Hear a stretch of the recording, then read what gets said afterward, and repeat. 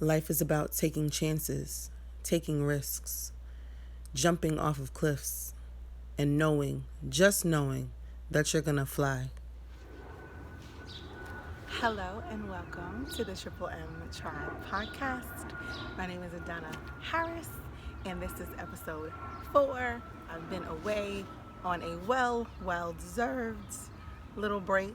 My daughter's birthday, and then lots of family stuff, and I had to get through the last week of remote learning with my K kids and their graduation. And now that all of that stuff is over, I can focus solely on you guys.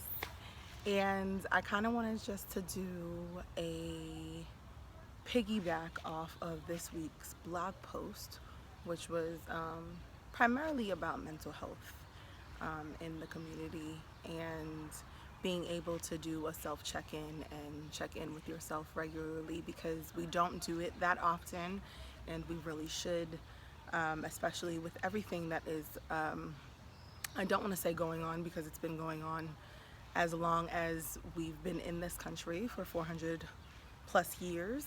Um, but now that it's in your face every single day, it can be very taxing on your mental state. And a lot of us don't talk. We kind of just keep it pushing continuously, regularly, all the time, and don't take a break for ourselves and do a self check in and make sure that we are okay with not just everything that's going on, but just okay in general. And I think more of us should, everyone should take time out to do self check ins regularly to make sure that you know you're okay in your everyday life, that when trauma does arise and it's put in your face significantly every single day, that you are able to not just cope but move through and move through healthily. So in the post this past week, I had spoken about being the type of person that I'm always taking care of everybody else. I find joy in it. It's not, I don't do it for recognition, or so that somebody can do it back, to get something back out of it. I really do enjoy taking care of those that I love around me, and even strangers. Sometimes it really does bring joy to my heart and make my soul smile. But I spend so much time doing that that I didn't learn until I got to be in my mid 20s to take care of myself. Um, my husband, he, when we first started dating, he had noticed it and always made the statement to me that I need to learn how to take care of my star player. He's a basketball fanatic. Basketball is a life. So taking care of my star player basically means making sure that I am good so the team can be good. And it had to be like drilled into my head constantly, because when you learn, when you go about life in a certain way, you you maintain that unless you learn that that change is necessary for you. You won't necessarily be willing to do it, right? So for me specifically, I definitely was not aware that I was kind of being toxic to myself, making sure that everybody else was okay and not taking care of myself. And it wasn't until I had no other choice but to sit down and make sure that I was okay that I realized I really wasn't. And a lot of uh, childhood trauma came up during that time, and learning how to deal with that and being able to sit with yourself. That's why I'm always like pushing for people to be okay with sitting in silence and being okay by yourself, and being able to just sit with oneself and not need to be around people and not need to take care of people, making sure that you're okay. Because when you can sit with oneself, when you can be with yourself and by yourself, it's easier to be able and be more functional, to be able to take care of other people. And when it's necessary to take a step back and have self-reflection or introspection and just be with oneself, you're comfortable doing that, right? So I got hit by a car, um, June 2013, and it rocked my entire world. Like, I almost lost my life, and I had no other choice but to just sit down. I couldn't really go anywhere. I couldn't really do anything because I was in a lot of pain. One, you know, I was in a lot of pain. I, uh, to this day, I still go through chronic back issues due to that. My left side is a lot jacked up. Uh, as far as like, I have a lot of nerve damage on my left side, and sometimes like my body goes numb. Like, I had to learn how to be able to just sit and be okay with just sitting, because sometimes even now, uh, 7 years later, it requires, my body will just be like, yeah, nah, chill. uh, Friday, my feet swole, and I was on them a lot, but it's not a regular occurrence for me. That doesn't happen regularly for me, and it worried me a little bit. But because I'm so used to going through and having these ailments due to the accident, I had to. I knew I had to just sit down. And so I've tried to spend the rest of the weekend just sitting and not trying to do too much, because I was in pain. And I had to learn that. And when you're a person that's on the go consistently, constantly just moving, when it is time for you to sit down and you're not used to taking time out for yourself and sitting down, it can take a toll on you. Because sitting down and being silent means that my brain is going 1,000 miles per minute, and it brings up everything that you hadn't dealt with before. So hurt, pain, anguish, any and everything that you can think of will come up in those moments of silence. And you either learn to deal, or you try your best to gain toxic coping mechanisms for yourself, and that's not a good thing, right? So I had to. At first, I tried to do it myself. I tried to, being that I was a very, very, very devoted churchgoer and Christian woman. I thought that I would be able to do all of this by myself, and Jesus got me, God got me. I can make it through. I don't need anybody else or anything else to help me deal with my issues. Wrong, right?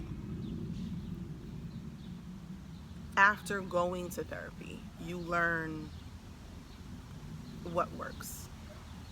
You learn how to move through pain and trauma, and even to this day, if I find that I'm not okay, I will go and speak to someone to sort through my thoughts and my feelings, to where I'm able to move through again, right? So I may not go every single day. I may not go 3 times a week. I may not go every month. It may be once in a blue. It may be once every 3 months. It may be once every 6 months. The point is that a lot of the times we think that we can handle things on our own, when in reality we need that therapist, that counselor, that pastor to talk to sift through. And when I say pastor, I need you guys to understand, it needs to be somebody that is a counselor as well. Somebody that's not just going to sit here and tell you to pray it away. It's essential that you understand that depression, anxiety, issues with your mental health, you're not just going to be able to pray away. You have to go and seek somebody. Sometimes that requires medication, sometimes it does not. Little squirrel, if you don't go away and leave me alone. There's a squirrel crawling around. He was in my way. I am not who was that, Sleeping Beauty, Aurora? We don't, I like the outdoors, and some animals, but not all of them. Anyway, so where was I? Pastors. So it's essential to note that yes, they are great, and I love my pastor dearly, and she is an amazing person that I divulge a lot of my life to because she's helped me get through some really difficult times in my life. But she's good at what she does because she not only listens to you spiritually, and has the ability to be a counselor, but she she's a therapist. She's a therapist. She's a counselor. She's a pastor. It all just works out well that way, you know. So therapy for me during that time was super duper essential to my growth and me being able to move through all the happenings that was happening in my life, especially uh, everything that had happened that year. I got hit by the car in June, and I lost my best friend that November. And those big things were such a huge shock to my life. And not going through a lot of trauma, let me correct myself, not dealing with that trauma at that age set me into what I refer to as a tailspin. I don't think I was the best person to be around during that time. I had to relearn, rediscover myself, and what my triggers were, what my tics were, what I enjoyed, what I didn't like, what I wanted for my life fully at that point. And to say that at 23, you know, you're pretty young, you're still learning the world, especially in your early 20s. But it was essential for me to try and dig deep and move through and get through that so I could be here today and be able to talk people through their things and push them in the right direction, you know. Life has a way of taking a lot from you. And you have to have the ability to not only see the positive, but go get it for yourself. And in the times that we're living in today, in everything that's going on, in the recurring deaths of my people, and not only hearing about it, but actually visually being able to see it consistently can do something to your mental state. And if I was not in the space that I am in today, I don't know how I would have handled everything that's going on. Because it's not like it wasn't happening before. This has been happening for centuries. But before technology, it was word of mouth. It was a newspaper.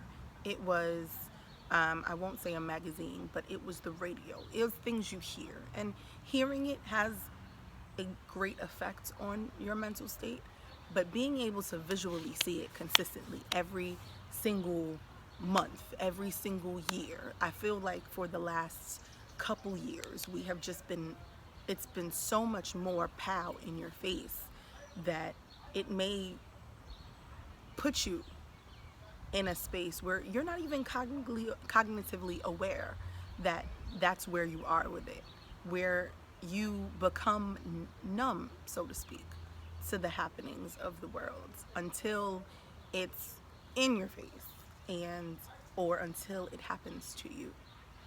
And that's unfortunate, right? So the positives of doing a self check-in, the positives of making sure that you're okay regularly, is that when things such as this happen, or just regular trauma in your life happen, you're able to deal with it healthily.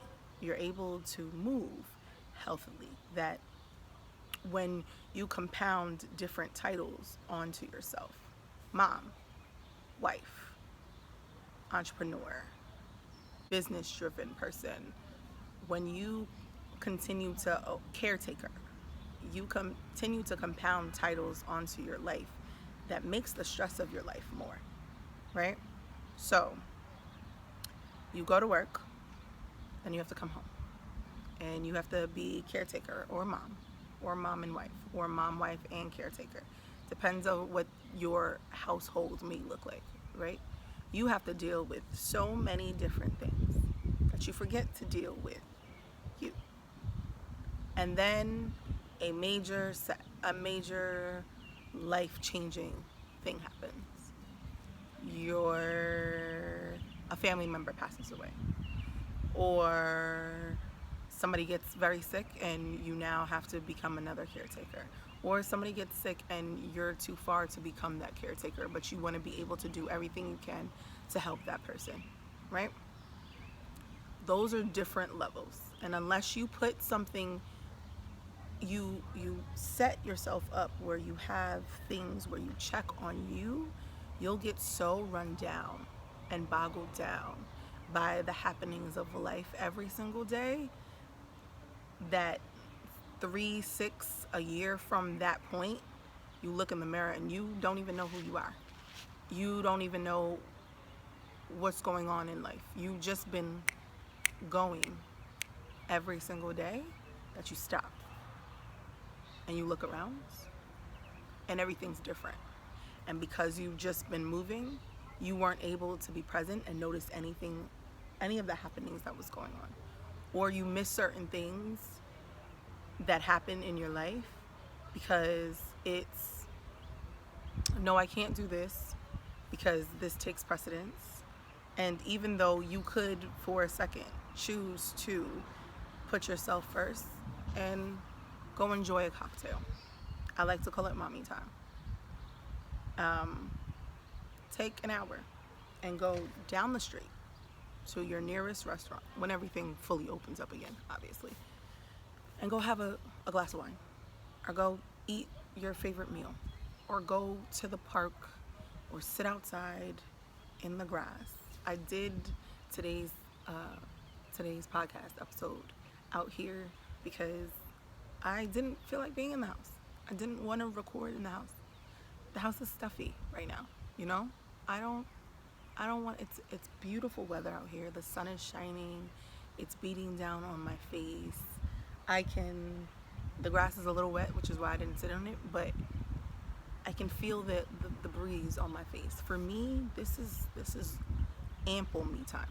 This is perfect for the person that I am, that I love to go on walks and be in nature and have my feet planted in the grass with no socks or shoes on, just so that I can feel the earth. That's me. That works for me. Going to the gym might work for you. Going to get a drink might work for you. Going to your favorite restaurant might work for you. Going rock climbing might work for you. Going to the beach. These last couple weekends have been an awesome weather to go to the beach. Being by the water might work for you. Going for a drive with your top down or just your windows open and getting that natural air might work for you. But finding things that work for you is really, really important. Asking yourself, waking up in the morning and asking yourself, how are you today? And it might sound a little loopy, but really checking in with you. How are you today? How's your mindset today? Are you okay? And being honest with yourself is another thing. If you're not okay, be like, I'm not okay. The other day, I wasn't. I was just in a mood and just wasn't feeling it. And hubby had asked if I was okay, and I was like, I'm really just not feeling it right now. I don't know why, but I'm just really not feeling it. And I went and he took over and he took Malia and they were playing, and I got some just me time just to sit and pray and just have some alone time with myself, and I felt better. you know? Sometimes I just need sleep. The last couple of weeks have been super duper draining, and I'm just exhausted and tired, and sometimes a girl just needs a nap, right?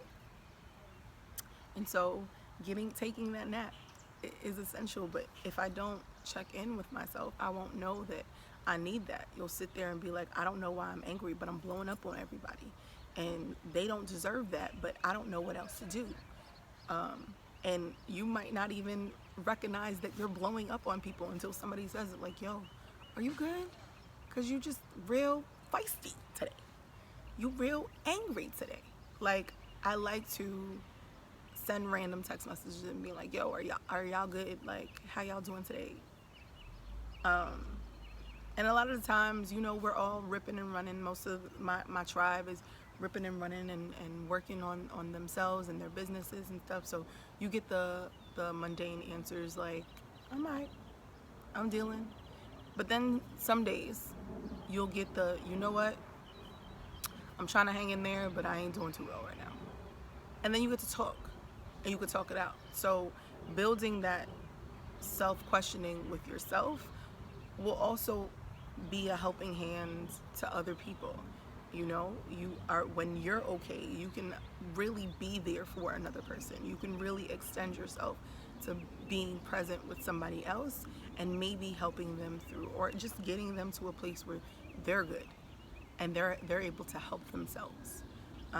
Talking to them about going to see somebody or going to talk to somebody, because I have a lot of, including my husband, I have a lot of first responders and people that are essential workers that are out here, that have been out here grinding since March, since everything was shut down, and their mental health isn't okay. I have people that are in racial relationships, and due to the current racial climate of this country right now, they're forced to, consistently have conversation, or they're forced to consistently deal with people questioning them and wanting to have conversations, and their mental health might not be okay. Like, a lot of people right now are being faced with things that they haven't talked about before, or which they should have, but now it's in your face. You don't have a choice. Yeah, it's easy for me, who is in a same racial relationship, to say, me and my husband have had these conversations for forever, but everybody don't operate the same in their relationships. Everybody don't love the same. Everybody isn't comfortable having hard conversations. And I've seen some interracial relationships have to have those really hard conversations. We had Taco Tuesday with neighbors this past week, and it was such an amazing conversation that we had about just race in this country. And one of my neighbors, well, they are an interracial couple. He's Italian and she's Dominican. And for her, it was interesting getting her thoughts behind everything that's going on race-wise, with people who consider themselves Afro-Latinos and people that just consider themselves white or what have you, or just Latinos or Latinx,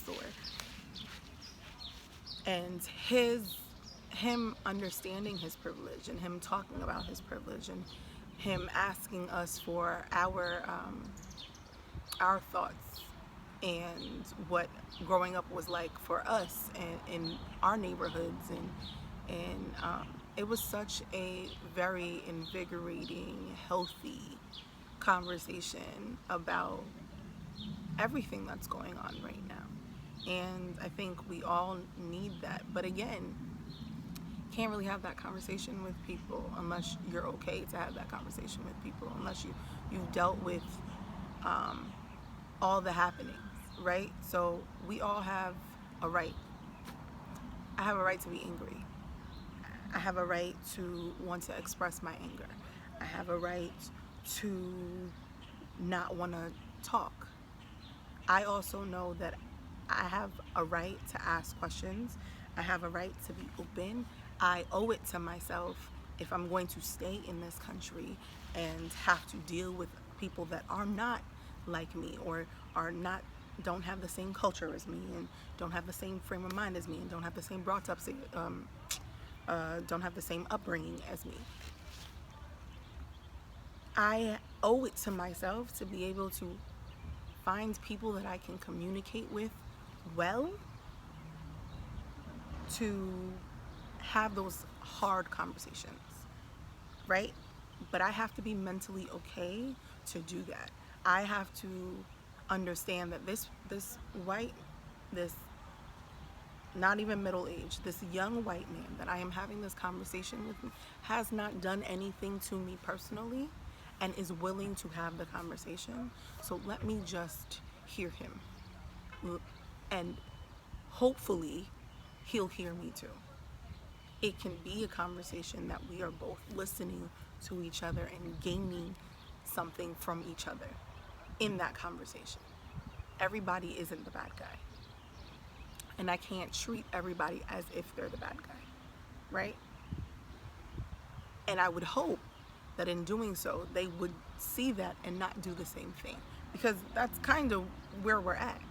You see me, you see my skin complexion, you see my skin color, and you automatically think, well, that person is X, Y, and Z, and that person does X, Y, and Z, and that person is that person, right? No. Everybody is an individual, and I cannot make it for me.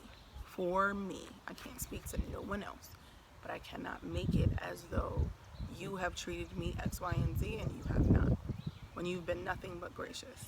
And I'm glad that you are that person. I'm also glad that you have the ability to understand that just because you are that person, that the person next to you who looks like you is not that person as well, right? That some friends that you may have had in the past, you don't align yourself with anymore, because what you once thought, or who you once thought they were, they no longer are. And that's with anybody. Basically, it's just to make sure that people understand that checking in mentally makes you a better person all around. If you make sure that you are okay and you make sure that you are good, you can make sure that everyone around you is good. I forgot the name of the song, but me and hubby were listening to a song driving yesterday, and that's a J. Cole song.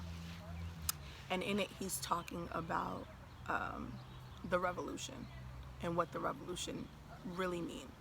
And this is from a while back. The song is a couple years old. And basically what he was saying is he grew up thinking that a revolution was necessary.